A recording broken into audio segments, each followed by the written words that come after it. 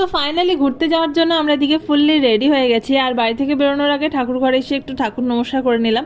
আর এই তো চলে এসেছি হচ্ছে হাওড়া স্টেশনে। অনেকগুলো লাগেজ এক জায়গায় দেখতে পাচ্ছ। অ্যাকচুয়ালি আমাদের পুরো একটা বিজনেস গ্রুপ গেছিলো, তো আমরা ছিলাম টোটাল 32 জন। সবাই আগে এক জায়গায় মিট করে নিয়েছিলাম। আর হাওড়া স্টেশন থেকে আমাদের ট্রেন ছিল দুপুর 1টার সময়। তাও আমাদের মোটামুটি বাড়ি থেকে 11টা সাড়ে 11টার দিকে বেরোতে হয়েছিল। ট্রেন একদম অন টাইম স্টেশনে চলে এসেছিলো।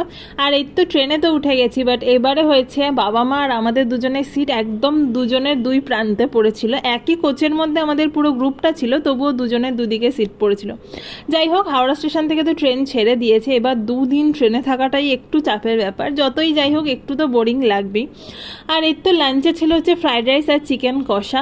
অ্যাকচুয়ালি যেহেতু এতজন একসাথে যাচ্ছি, তো এখান থেকেই সমস্ত ক্যাটারিং রান্নার লোকজন সবাই এখান থেকেই গেছিলো। তো আমি এদিকে লাঞ্চ কমপ্লিট করতে থাকি। বাকি ভিডিও তোমাদের সাথে নেক্সট পার্টে শেয়ার করছি। টাটা।